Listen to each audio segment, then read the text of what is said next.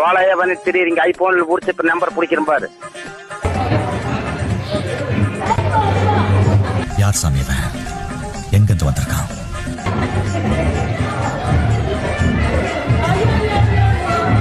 காலையில என்ன விளையாட்டு காட்டுறாங்க, எப்படி எல்லாம் சோதிக்கிறாங்க.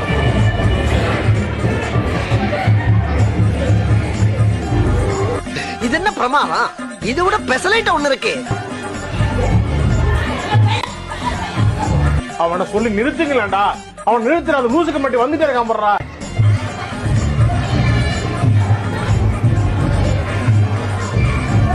யாரா இவங்க? எங்கிருந்தா வந்துக்கிறானோ?